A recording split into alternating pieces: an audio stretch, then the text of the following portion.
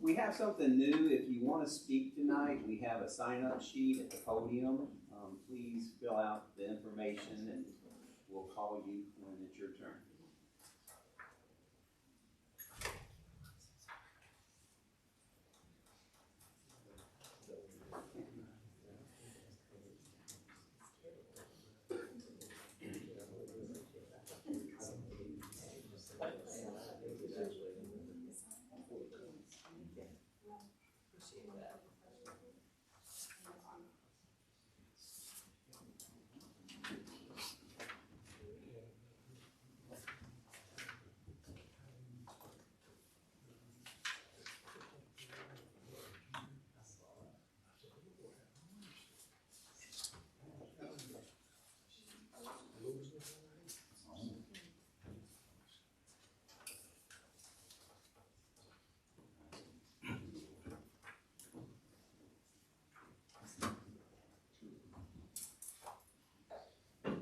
All right, 6 o'clock, let's get started. I call to order the Town Council regular meeting of the Town of Moncks Corner for January 16th, 2024. Dwayne, will you lead us in the invocation? Yes, sir. Let us pray. Dear Heavenly Father, thank you for this day and this opportunity to come and serve at this for the town. And Father, give us wisdom that we not only make good decisions for our staff, but mostly for our citizens. And Father, please continue to remember those servicemen and women that protect us to give us our freedom, especially the ones over in the Middle East with the turmoil going over there. And Father, please continue to bring unity to this country. We're too far divided, and we need your lifting to get us back together again. And Father, we pray that you continue to watch over us and guide us. And all God's people say, amen. Amen. David will lead us in the Pledge of Allegiance. Stand.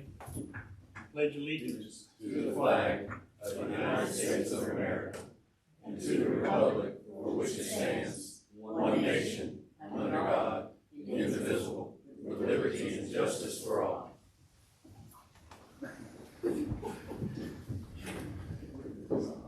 Alright, first on the agenda is the approval of minutes for the regular meeting of council December 19th, 2023. Do I have a motion? Second. Vote. All in favor? Aye. The ayes have it. We also have to do the minutes for the inauguration ceremony from January 2nd, 2024. Do I have a motion? to approve. Second. Second. Vote. Aye. Say aye. All in favor? All in favor say aye. Aye. All opposed? Okay. Alright, so we'll go right to the reports. The mayor's report. Had a busy first few weeks in office. On Wednesday, January 10th, we had a ribbon cutting at Hutchison Lane for Berkeley County Habitat for Humanity. Mayor Pro Tem David Dennis and Councilman Jay Law was present, along with many of our town employees. I urge everyone to volunteer. It is a very worthwhile endeavor. Also on Wednesday, January 10th, at approximately 7:10 p.m., we had an officer involved in an accident at the intersection of Highway 52 and Gilliard Road. Our officer was transported to the ER as a precautionary measure. I was allowed to visit him at the ER, and thankfully he is fine. On Thursday, January 11th, I attended the Moncks Corner Waterworks Monthly Commission meeting. During the meeting, the commission elected Mr. Wayne Barner to serve as chairman of the commission. Former chairman Charles Staley did not seek re-election after 48 years of service. On Monday, January 15th, I rode in the Moncks Corner Martin Luther King Jr. Parade and attended the service afterwards at the Moncks Corner AME Church and spoke a few words. It was a very moving service. Coming up on Tuesday, January 23rd, Berkeley County School District will be observing the leadership and service exemplified by Dr. Martin Luther King with a breakfast from 8:30 to 9:45 at the Child Nutrition Office located behind the central office at 10 Hetley Street here in Moncks Corner. I do plan to attend that. And then on Monday, January 29th, there will be a ribbon cutting ceremony for Slim Chickens restaurant at 11 a.m. The restaurant is located at 451 North Highway 52. Then on further out, Tuesday, February 6th, I'll be in Columbia attending the Hometown Legislative Action Day. I will stay overnight. On the 7th, I will attend the Session A of the Municipal Elected Officials Institute. Also on February 3rd, if anyone's interested to get with Chief Gass, they're going to have a firefighter memorial service in Columbia. Drew Kelly will be honored at that, so if you're interested in going, please get with the chief and he'll have the details. Finally, keep in mind that on Saturday, March 16th, we will have our annual St. Patrick's Day Festival. Let the shenanigans begin on Main Street from 12 to 4. Please spread the word and let's have a great turnout. With that, we'll go to the administrative report. Mr. Lord. Yes, sir. Mayor, Council, I only have 2 things because most of what I have for you is on the agenda. First of all, I did point out last time you all approved us putting in a system to be able to broadcast the council meetings. That system is not in place yet. However, we do have cameras in, so as a temporary measure until that can be installed. We anticipate it will be installed for the next council meeting, but we do have another camera system in tonight. The other thing I want to kind of give you an update on is, if you remember, the neighborhood revitalization program was set up to help, as development comes in, it'll help offset some revitalization of our older, aging neighborhoods. That program has gotten to the point where we've accumulated enough funds where we can actually start doing something. It's housed in our Corner Renaissance Corporation, and that corporation has a 3-member board, which is the mayor, myself, and then an additional person at large appointed by council.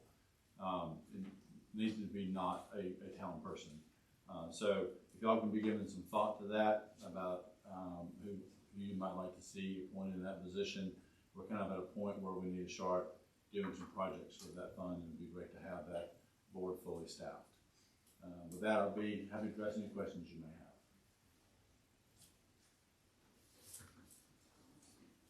All right, now we'll go to staff appointments. Do I have a motion to reappoint Marilyn Baker to serve as Administrative Service Director and Clerk to Council for another 2-year term? Motion to approve. Second. All in favor? Aye. Congratulations, Marilyn. Appointments for the Planning Commission.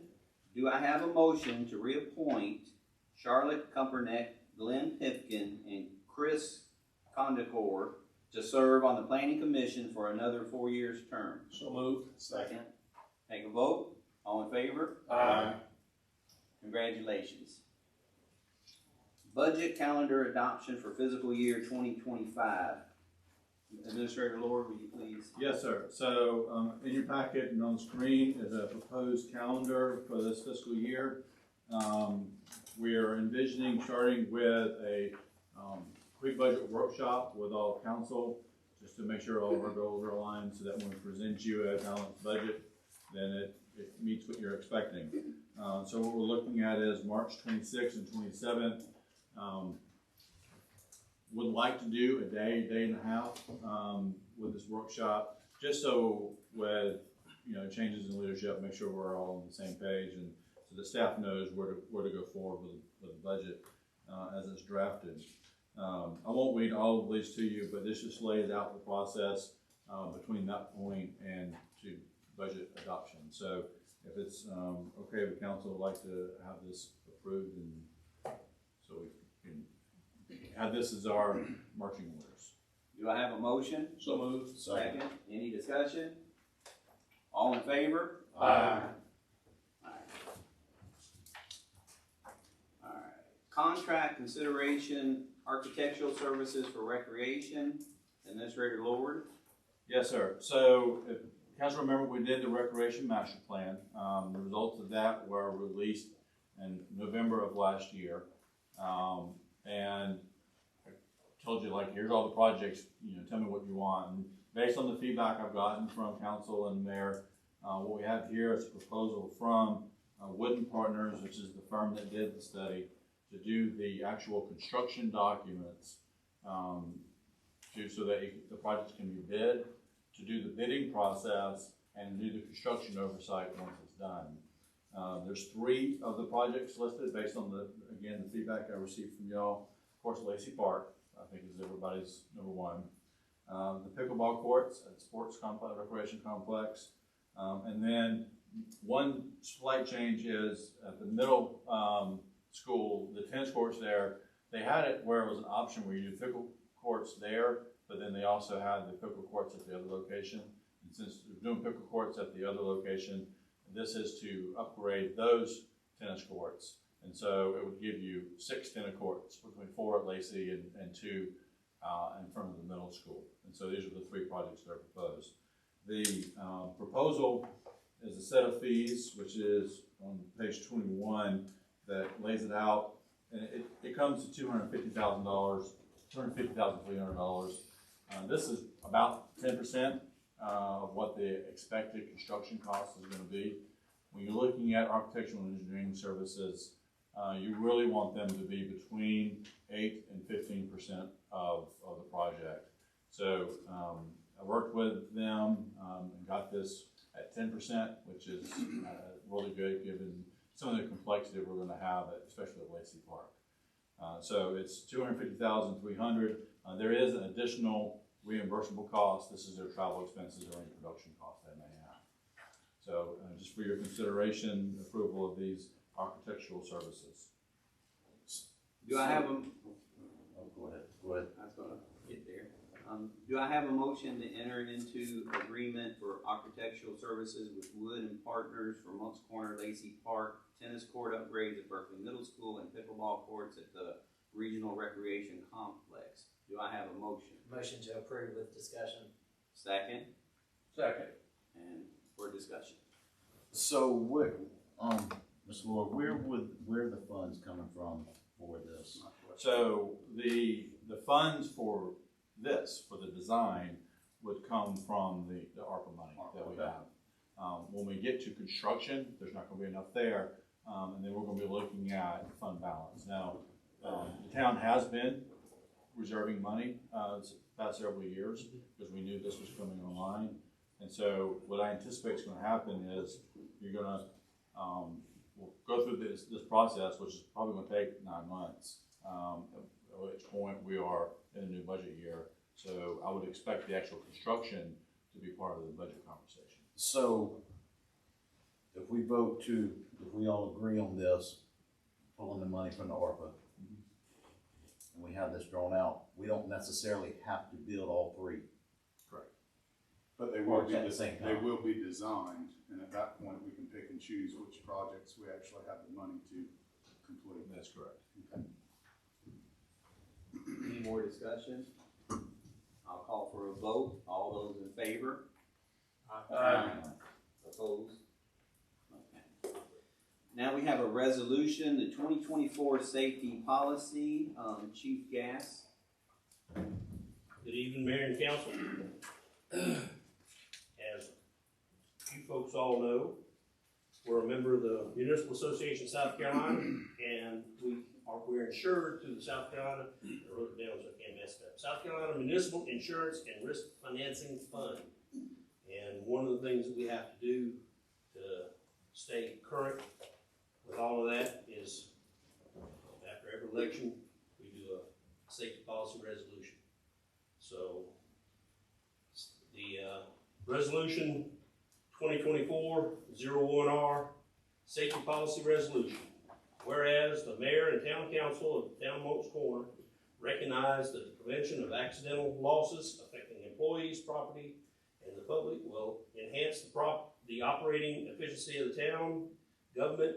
And whereas a proactive loss control posture requires that sound loss prevention measures are of primary consideration and take precedence over expediency in all operations. Now therefore be it resolved that the town will endeavor to provide a work environment free from recognized hazards through the establishment and implementation of loss control policies and procedures and their subsequent amendments and additions designated to provide protection to town employees public and private property, and members of the public. Be it further resolved that the town will support compliance with all federal and state safety regulations, provide and require the use of personal protective equipment by all employees, and ensure that all employees are advised of and understand their loss control responsibilities and performance of their work. Signed, sealed, and adopted by Town Council, 16th day of January, 2024. Thank you. Do I have a motion to approve a resolution to adopt the 2024 safety policy as presented? So move. Second. Let's take a vote. All in favor? Aye.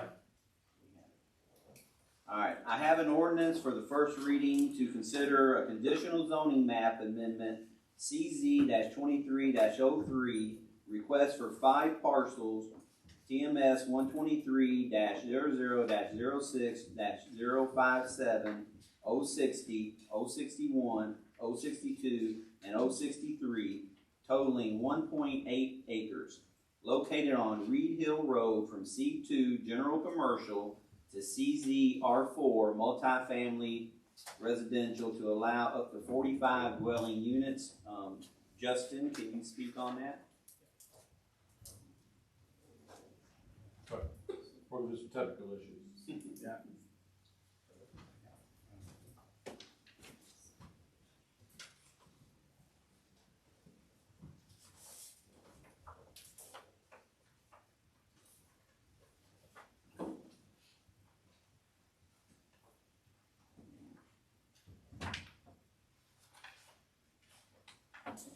Yes, sir. Like you mentioned, this was a conditional rezoning request by an applicant, Hidden Cove Holdings LLC. The properties are generally in the area of Reed Hill Road. The parcel IDs are on there. It is to rezone 5 different parcels ending in 057, 060, 061, 062, 063. To give you a little background, the property was previously zoned R3 back in 2020, which is medium density residential. At that time, our zoning ordinance, R3 was our highest density that we had at the time. It included single-family attached, or commonly known as townhomes, as well as multifamily. And in 2022, it was rezoned to C2, which is our general commercial. That's our more wide open zoning district for commercial, big box stores all the way down to fast food and individual offices and retail chains. In 2022 of April of that year, the R3 zoning split. So we saw R3 stay townhome single family attached, and R4 was created to serve the multifamily function. So that being said, in October of last year, the applicant sought R3 or R4 zoning for those same 5 parcels. So it went from R3 to C2, and then he previously sought R3 or R4 this last fall. R4 generally, this is described as supporting high density residential uses. It is 16 dwelling units per acre, and per the acreage here would equal about 28 dwelling units. At that point during the planning commission, one of the reasons why you did not see this is the applicant realized at that point that the max density for R4 for 1.8 acres would be the 28 units, and at that point he chose to take a pause and regroup. These are the 5 parcels in question. This is at the very end of Reed Hill Road. You can see in the center of the map the Hidden Cove Marina.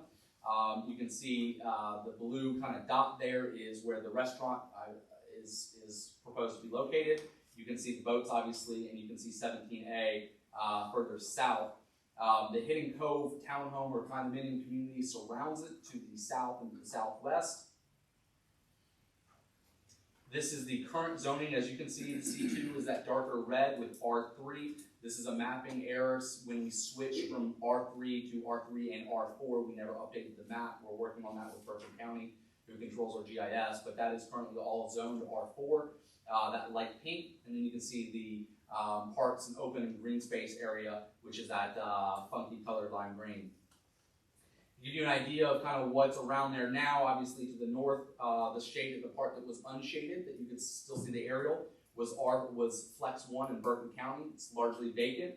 To the south, you have the R4, the east, the R4, and some of the west, you had R4, which was multifamily or vacant, and then you had C2, which was across from the properties in question, across the waterway, which was the marina and restaurant currently under construction, and the marina currently under operation.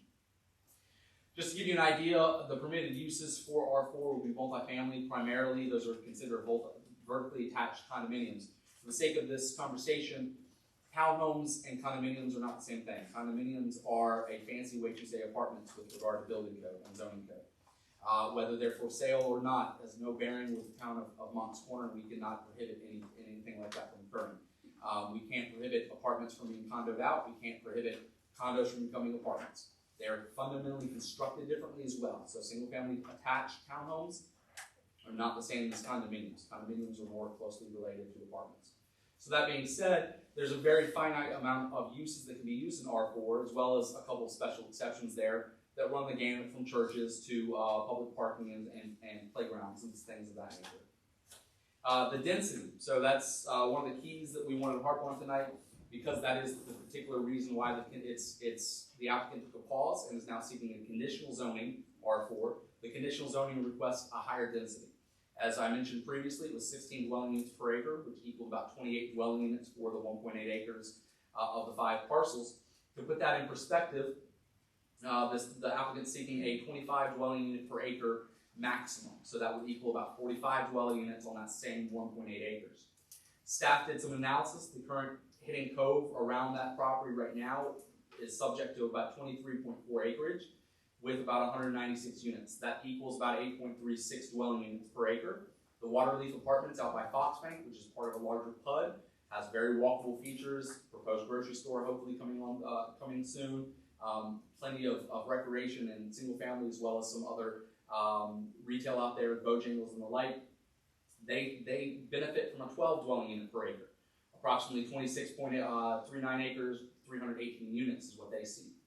Currently, like I mentioned before, R4 multifamily is 1.8 acres at 2.8 or 28 dwelling units based on the math of 16 dwelling units per acre. So what the request is that bottom one, conditional zoning R4. Still the 1.8 acres, that hasn't changed, but the request is for 45 dwelling units. So as opposed to the straight R4 zoning, from 28, we are seeking, or the applicant seeking a 56% increase in that request, which equals approximately 25 dwelling units per acre. So a significant request, what we would allow by right in R4.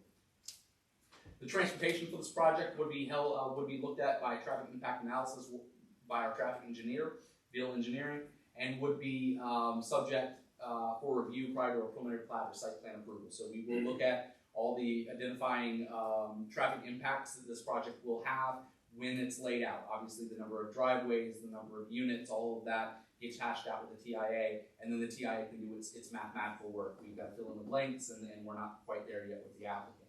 But that will, rest assured, be held and is in our zoning ordinance will be required prior to a site plan or preliminary plat approval. And at that point, we will also require any recommendations that the traffic engineer suggests. We've gone through a couple of these before. Sometimes it's pretty much this project won't do anything. Other times we are seeing that the applicant will have to improve external or other traffic intersections because of the impact that the project is doing on the local infrastructure and the roadways that we're seeing.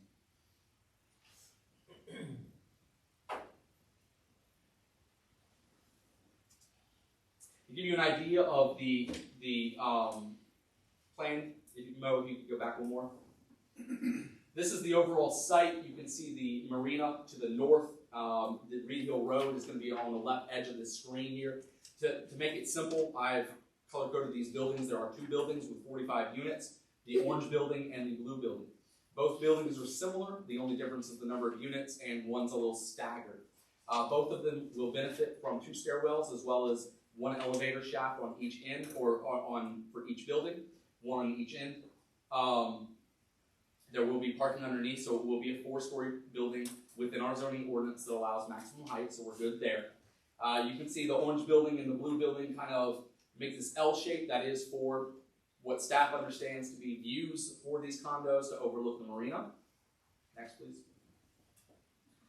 This is a more zoomed in, so you can see there will be 4 parking spaces under each unit. The units are stacked, right, in rows of 3, rows of, in this case, 4 of 3 rows. So there will be 2 parking spaces per unit under, outside of the top row. So basically 4 parking spaces under each unit. They're stacked like a matrix, so to speak.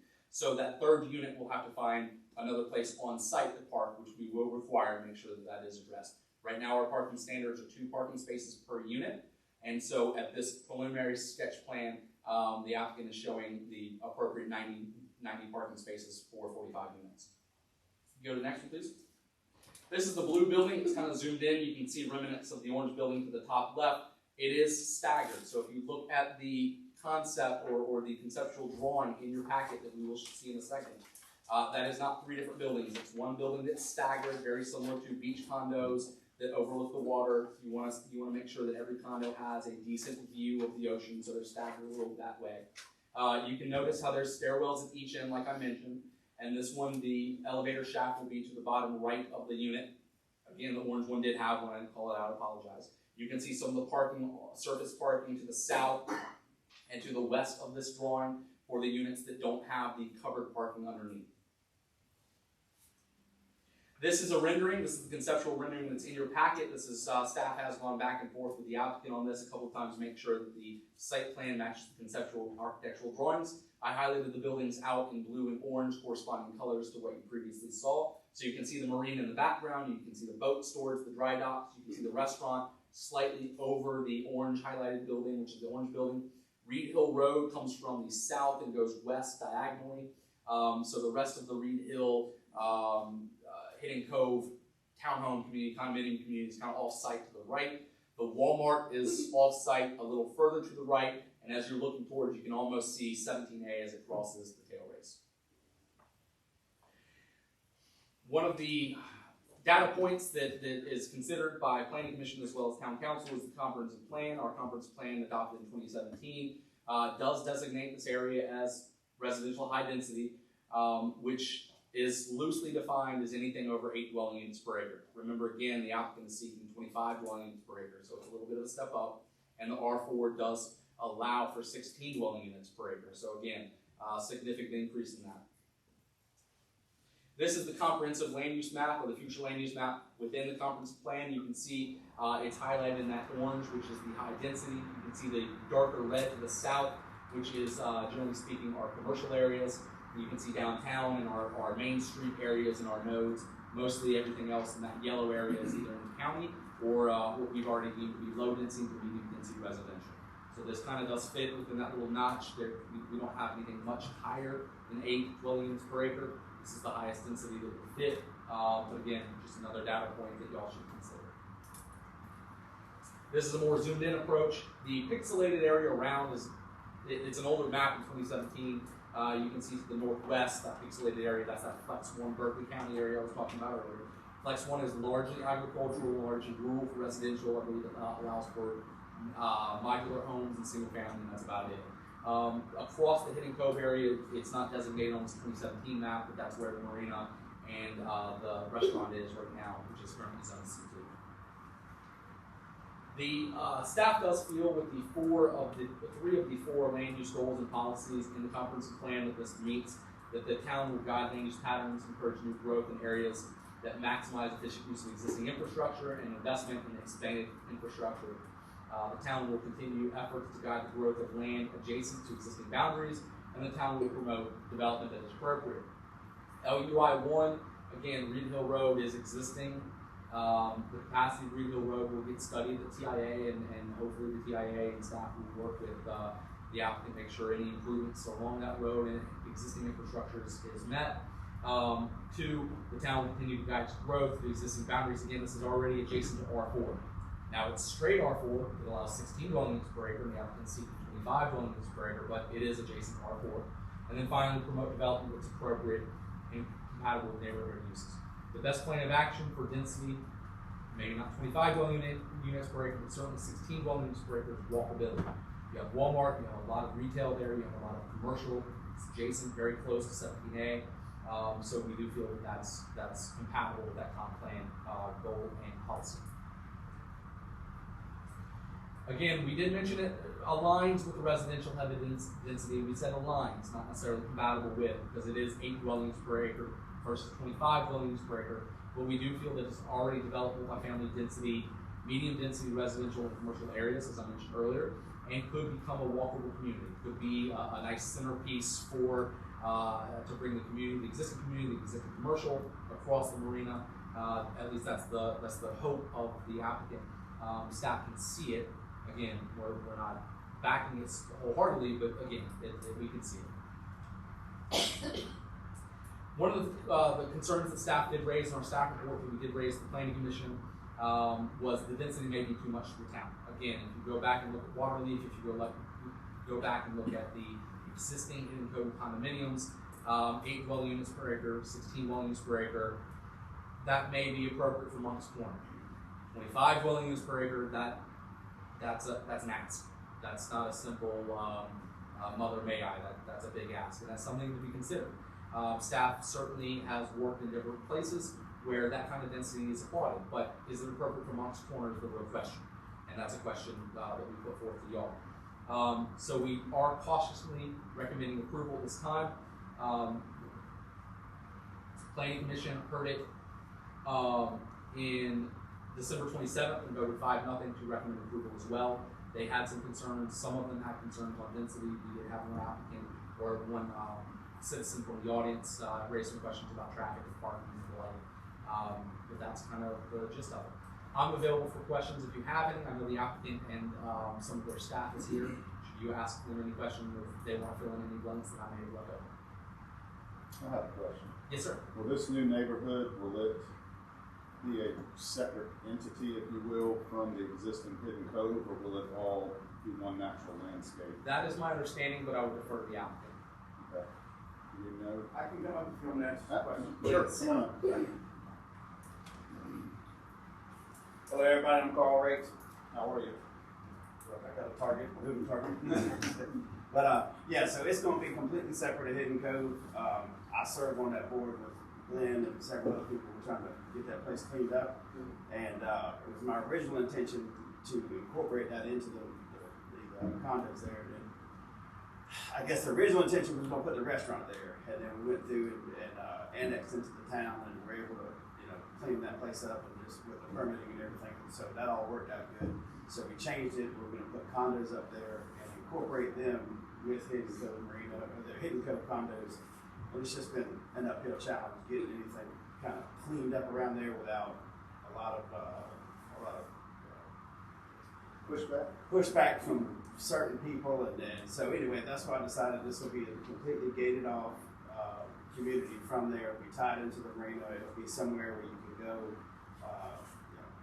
on a weekend with your family if it's a second home, or people, I'm sure you want to live there. So the way we designed it is the front balcony is just for egress only, and the back balcony we're going to be very very particular on what we allow on the back balcony. There's not going to be what's kind of there with you got somebody with a woodworking shop and sheets and everything else back there. So this is going to be in my opinion, a first class place, and we're going to manage it.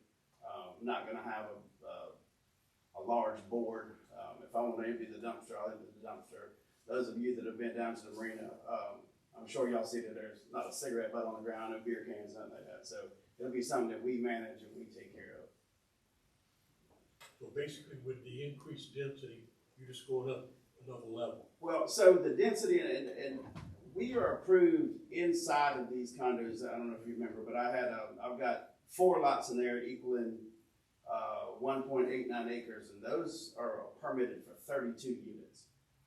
So the density, I don't know if it was when it was permitted, it has changed or whatever, but I have 32 units permitted on the same amount of acreage on the interior of these condos. We hadn't built them yet because we're trying to get the place cleaned up. But so really from that density, I'm only asking for 13 more units. If you look at what I'm already permitted on the inside versus this, and it's the same acreage, I'm asking for another 13 units. And the reason behind that is to have the elevators. They're $200,000 investment. And then also, our regime fees now at the Hidden Cove are well over $300. And you see the condition that's in. So, I want to be able to take care of this place, have the grass lawn cut, everything's going to have a pool that's open, and have everything top notch taken care of. It doesn't look like it doesn't look like the neighboring property. So you say you have a pool. I know that was one of my questions about the amenities, and it showed a pool, I thought, on the other side of them buildings. So the pool's on the backside, kind of overlooking the marina, and what we're planning on doing is maybe like one of these, right there. Okay. Kind of, possibly one like a picnic shed or the cook shed where you can go out and cook hot dogs or whatever, hang out by the pool, overlook the marina. And then we'll have a sidewalk that ties into the marina, you know, with a key fob or whatever that you can kind of come and go from the marina. Hopefully it won't, you know, increase traffic too horribly. I mean, right now, some commercial, we could put 60 campers out there, a campground, we could put a hotel, we could do, you know, a number of things out there. But I think the best fit would be something like this to where, you know, you can go out on the boat, come tie up at the dock, stay at the place, you know, and the higher density, if you look at several counties, coastal counties, you know, just say like in an interior lot, they're required to be 100 feet wide, but if it's on the water, they're required to be 75 feet wide, just, you know, because it's on the water. And this is probably going to, I don't know, does Moncks Corner even have any waterfront condos? The town? So this will kind of be one of those things that, you know, hopefully this will rub off on the Hidden Cove and we'll be able to get that place cleaned up as well, and back to what it used to be. You know, is our goal. Mr. Riggs, I've got several questions. Yes, sir. On the HOA, you kind of mentioned this for a second, but this HOA will be completely separate from the current Hidden Cove, is that correct? Yes, sir. And as far as property management, you will have somebody that is property managing this site, or will you try to be handling this as yourself? I mean, what do you, I'm looking for 5 years what this is gonna look like, so. Sure. So, So we intend on hiring a property management, you know, it's a trick, there's several ways to set it up, but the way it's set up now at Hidden Cove, you have to have 118, the majority of 118 people vote to landscape or to change in appearance of the condos. So what I'm gonna do is have that a very small board, and we're gonna write in our bylaws that, you know, improvements, positive improvements will be done and kept up, you know. I mean, like I say, we don't do anything, half-step anything, but yeah, and I'll present that to everybody to review once we get it nailed down. and you see that as something that the homeowners would eventually take over, or you as a developer would stay? So it is I own a farm in Jamestown. It's my intention to keep one of these condos and run this marina as far as my retirement. Buffer between the current area and these new units. Obviously, if we get too close to the other units, things start looking like they don't make sense. So will there be a buffer between this and what is currently there? Yes, sir. And what I'll do is I'll ask, and you know, I'll have to lay all this whole thing out, but the setback line, this was done by a developer, you know, several years and years ago.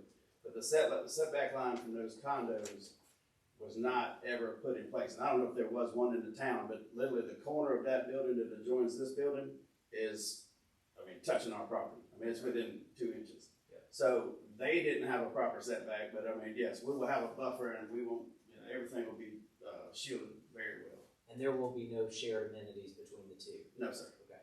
I mean, they could come to the marina, no problem, you know, eat in the restaurant and all that, but as far as on this 2 acres, no, sir, we won't have any shared amenities. This will be gated. Do you have a idea right now of what we're looking at as far as building materials, exterior, composition of the buildings, Sure. what that looks like?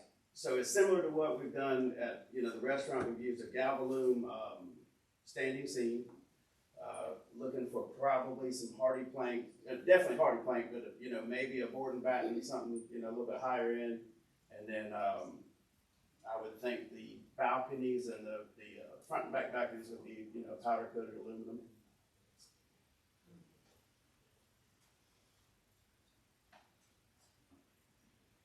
Sorry, give me 1 second. And then one thing we didn't discuss, but under each one of these units, there's 3, I think it's 8x8 storage closets or 8x10 storage closets. So bicycles, you know, whatever else, it won't be visible on those balconies. There's going to be a strict law. There's nothing on the egress balconies in the front, and then the back balconies will, like I said, be some couple of chairs and tables. You know, nothing. We're not going to allow any crazy, no satellite dishes. Everything's going to be underground home telecom. All utilities will be underground. What and what are we looking at as far as roofing materials? Galvalume standing seam. That same, I don't know if I'm sure you've been to the restaurant, but same material that's on those restaurants. Last question, I think. TMS 123, and I'm throwing this out at you. more for record purposes, but 123-0005049, that is a TMS between the water and the actual building there. Yes, sir. What do you see as in that? That's a large area. So it's What do you basically see a there? basically a finger that comes through there, and that's Yes. owned by the regime. So as far as it being buildable, it's not buildable anymore.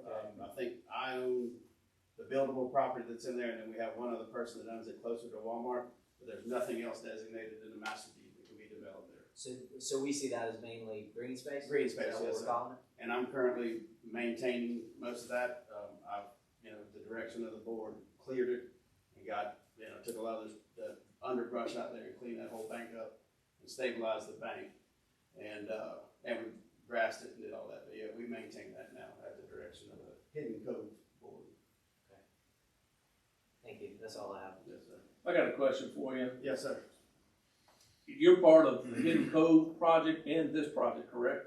So I got involved with this with the marina to begin Okay. with, and now the history of that, and we completely redeveloped that dredge. It brought Swig and Swine in, which he's going to be opening soon. His son had a skateboard accident. He's in a coma right now, but they're anticipating opening up at the end of February. So anyway, we started with the marina, and then Lynn helped me. We were talking about buying this in case we needed to put the restaurant up there at the time. But so then we bought this and went through that whole deal. And then ended up buying, a friend of mine, you're making Norris Law, he was just ready to get out of everything and retire and start fishing, so Right. he wanted to sell the interior lots, so we bought that from him. And then shortly after that, just kind of evolved into that board and tried to, I think we're all on the same page now, trying to get it cleaned up, but we're having several special meetings now, getting these Right. people to vote. But here's my question, and Yes, this was a question that was raised in the planning commission about people from that area cutting through Hidden Cove and not going out on Reed Hill. Now today I rode over there and that Tail Race Drive, Yes, sir. which is a rock road, Yes, sir. but it actually does go all the way through, back around to the main entrance. What happens is, if this is built, we're the ones who will have to deal with complaints from the other side about people cutting through their area, vice versa. Yes, sir. Is there any way this will be controlled, do you think, or? So what we have proposed is in that green area is putting because there's a sidewalk that goes in between the Hidden Cove buildings that goes to nowhere. We actually cleaned it up and we took care of that. But we're proposing putting a set of stairs down there to that green space area that ties in for foot traffic to the marina. And then the marina will have its own walkway coming down. The condos will have its own walkway going down to the condos. And as far as vehicular traffic, I don't know why anybody that's living in these condos would want to drive through that rock road and potholes and everything else to get to these condos. So, and further than that, we are working on a budget to repave that on the board of the regular Hidden Cove. Oh, okay. So we're working on that too. Okay, thank you. But this neighborhood will be completely gated in. Yes, sir. No traffic unless you are owner or guest. Those two entries will be, the only entries, and they'll be key fob. So these are pretty much all gonna be rental units No, sir. or sold or whatever? Yes, they'll all be sold. Yes, sir. And what is your price point that you're looking at? We haven't even started. We'll get there, but I would say somewhere between $300,000 and $400,000 a piece. Okay. With the elevators, and that'll make it handicap accessible. It'll change a lot than what's there from those existing condos. It's just steps, and we'll have sprinkler systems, and it'll be granite finishes on the inside. Hardwood floors. They'll be nice. Question? Go ahead. So I understand that you discussed, or you all discussed traffic concerns at the planning commission meeting. Do you have any preliminary thoughts on how we can alleviate, because we already have congestion in that area. So are there any thoughts on how we can manage that with additional homes in the area? So what we've looked at, and when we originally started with Doug Poland, is he wanted us to do a traffic study for the marina. So we said we do it. Well, came in, and I guess there's Jersey Mike's and a lot of those guys already did the traffic study, and they added a turning lane in there. So that's already been added. So basically with the traffic study, we would propose, there's a turning lane there from both directions. We would propose, looking at the timing of the lights. how long does the turn stay green? Because it doesn't stay green right now for very long. I don't know if you use that term, but you know, you basically 3 cars get across and then it turns yellow. So our traffic study would probably focus more on the intersection itself and the timing of the lights more than the volume of traffic. I mean, there's, you know, it's obviously Walmart there. There's not much we can do. You know, people are going there night and day. So, and the general hope is once these people get to these condos, they're really not getting back on the road. You know, they're gonna go walk down the marina, eat dinner, come back up, watch the sunset, whatever they're gonna do, and stay there. It's not like they're gonna come in here and leave, 5 more times throughout the day. You know? What other amenities in the pool are you gonna have for the residents? So we're talking about doing, in that second little triangle area, doing like some sort of cook area, with the exterior grills and area to hang out and watch, maybe put a TV out there, watch some ball games, and, just kind of typical of what you see in a lot of the condo. Is that the triangle to the right of the pool? Yes, sir. Okay. Yes, sir. Playground? Playground, something for, so I think we have 3 of those. 3 of those little triangles. There should be another one over there. I don't know if it's drawn on there, but we could do a kids playground, do a cook, pavilion, and then the pool. Like Councilwoman Tori said, the traffic there, because the lanes are short, I mean, if we could get the left dedicated turn from 17 on to where it's in front of Wendy's, that would be a great help, I believe. When you're coming through town, you have a blinking left turn light, nothing dedicated. So Right. Getting that dedicated, I think, would help a lot as well. Yeah, and just looking from the traffic, I mean, if you put a hotel there, you'd have 50 or 60 different cars coming in and out. They come there, go to dinner, go back and out, every single day. I mean, a lot of these people, I think, several of them I know are going to be weekend people. They're going to, instead of going to the campground at Angels, they're going to buy a condo. They're tired of the air conditioner breaking or whatever. And I see this, a good mix of people, retirees, and, younger people that want to get away for the weekend, people that want to just come hang out at the marina, But the traffic study will definitely, take a look at it. I think as far as the 45 units, I don't think it's a huge ask, considering we have 32 permitted right next to My it. final question is, what Yes, kind of mix are you looking at for bedrooms of the units? 1, 2, 3? So everything's gonna be 2 bedroom, 2 bath. Yes, sir. Any other? Justin, Yes, sir.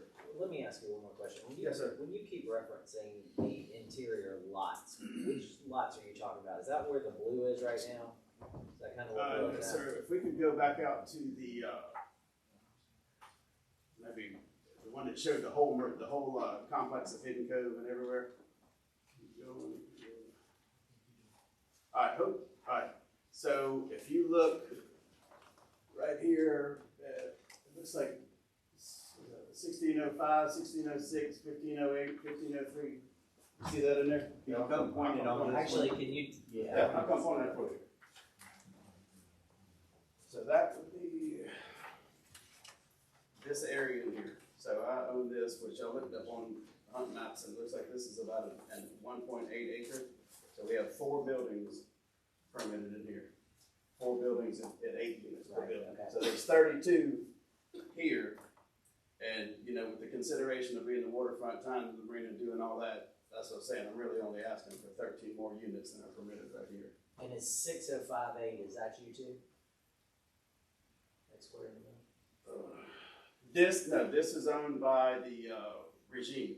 So this is unbuildable as well. So what's going to happen is these, what's proposed to happen is these boats, where this parking is supposed to go with these units on the master deed. So we're going to do a fenced-in boat storage area over here, and then we're going to do another dumpster pad right here. So we propose to clean all this up to the board, and we're going to have a motion to clean this mess up and kind of get it.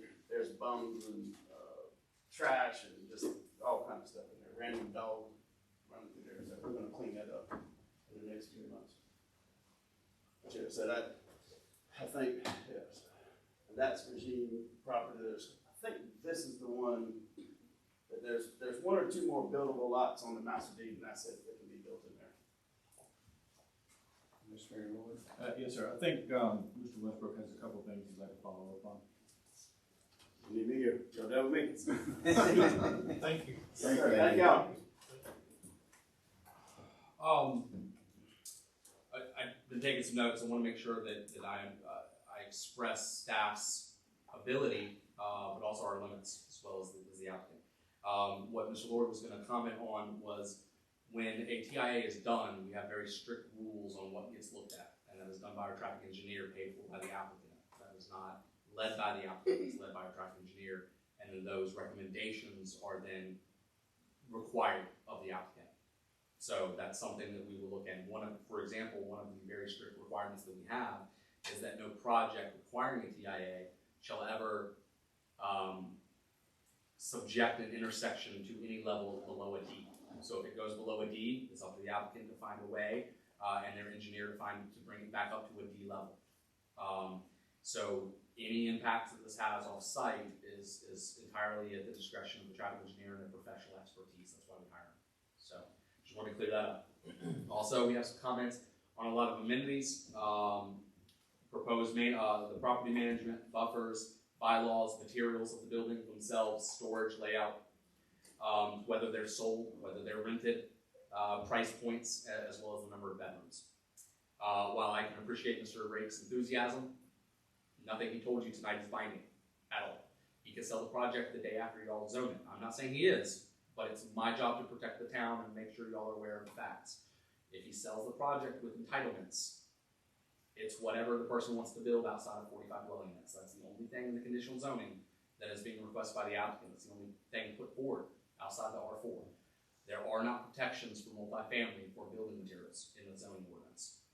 So I just want to be very clear. A property manager, it's not required. If they don't have one, we can't do anything about it. If they build it out of vinyl, we can't do anything about it. If they don't build a pool or a playground, the town has no authority.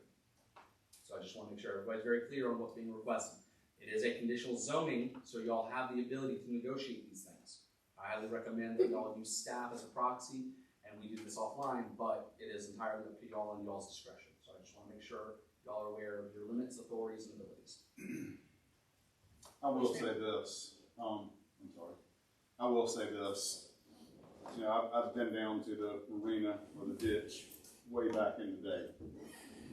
And the transition that it has taken from that point to where it is now is a night and day difference. I think that area has now become, in my opinion, a staple of what it should be. As a waterfront property with access to the Tail Race Canal, Lake Moultrie, Charleston, that sort of thing. If it's any indication on what this gentleman and them are doing to this property as to what they're looking to do on the other side with these other units that they're proposing, I just see it being top notch at this point, because why would you invest that money on that side to put dumps on the other? Absolutely. And it's going to devalue everything they've done. So I think the bar has been set to a certain extent on what they've done with the Swig and Swine building, the marina, the boat lifts, the parking area, and things of that nature.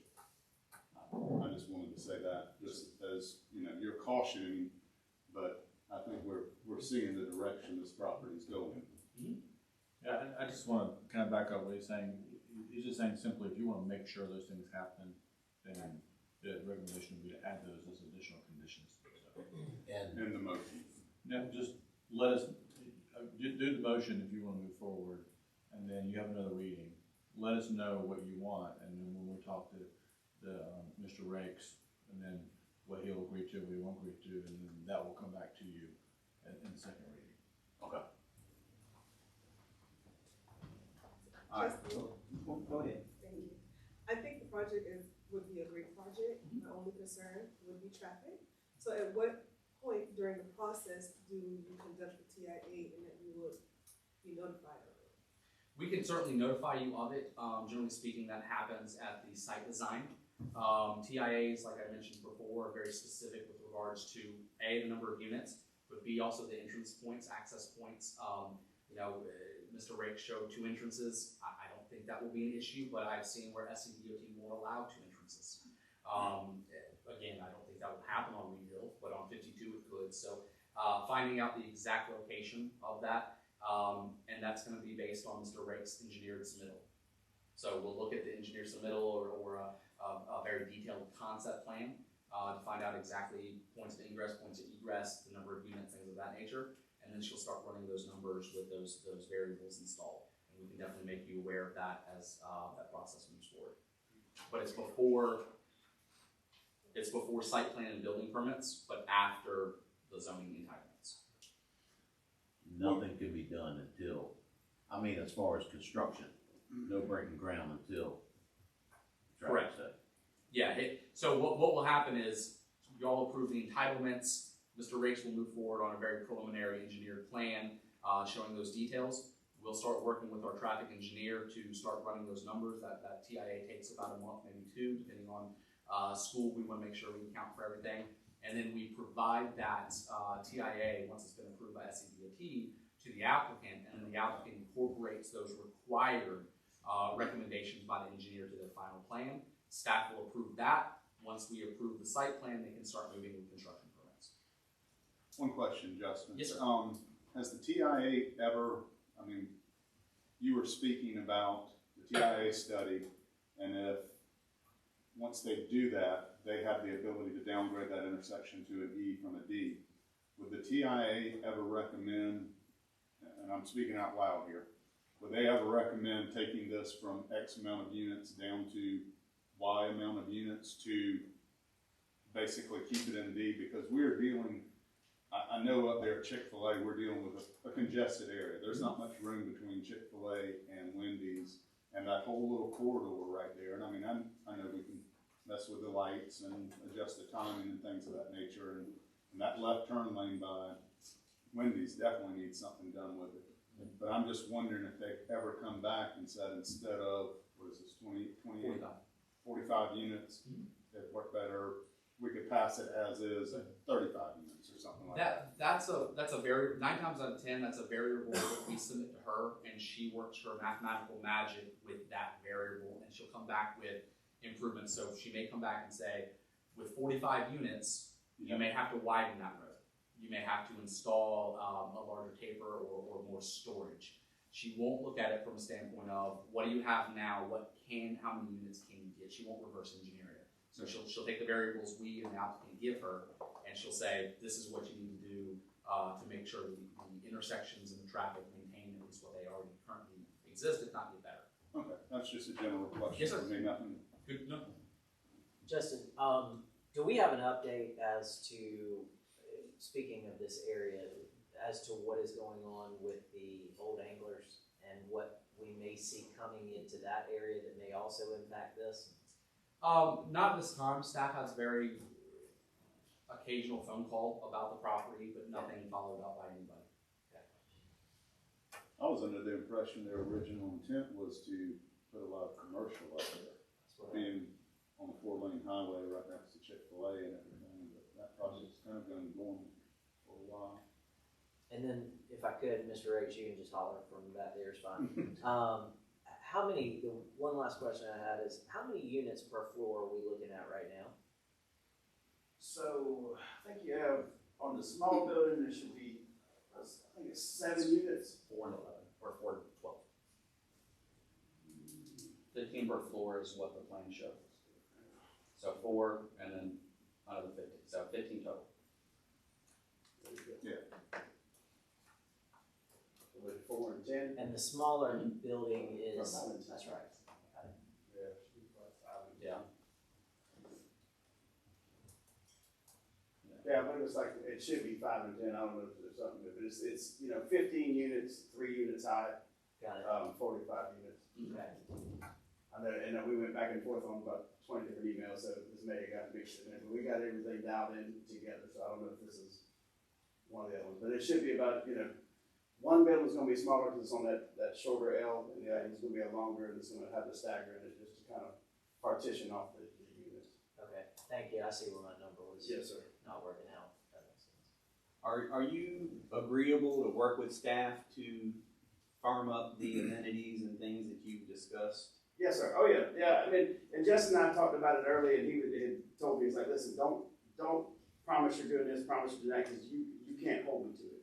But if we do a conditional for the 45, we would definitely put in the pool. Definitely want to put in, some sort of playground or area for children, something for the kids to do. And then, definitely put in some sort of, cook shelter or somewhere to hang out, like that. Yes, sir. I'd definitely be up for that. At this time, I'd like- oh, go ahead, I'm sorry. I'd like to make a motion that we do a conditional approval, based on the units having the hardy plank, the galvanized standing seam, roofs that we talked about, powder coated, railings, and the hardy plank siding, if I did not already mention that, plus a buffer area for the setback from the other units, as well as the TIA, and ensuring that is properly done and conforms as well, so. Second. All in favor? Aye. Okay. Passes. Old business. There is no old business to be brought before council.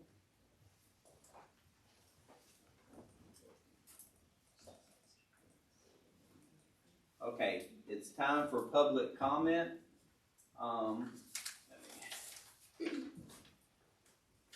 Alright, we have one person, but we're kind of going to a new format, and I'll go through the written instructions. If you signed up, I will call your name. Please come up to the podium. You'll have 3 minutes to speak.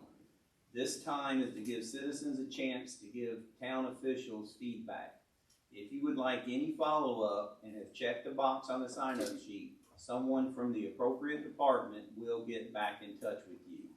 This meeting is for the council and myself to do the business of the town of Moncks Corner, so discussion on what you address will be limited. Our first person is Carl Rakes. That was just outside. Okay, well, if you have anything else, you got 3 minutes. Alright. So, we're done with that. Now, executive session, council may take action regarding the following matters. Personnel matter pertaining to the fire department and community development. Do I have a motion? To. Second. All in favor? Aye. We're in an executive session.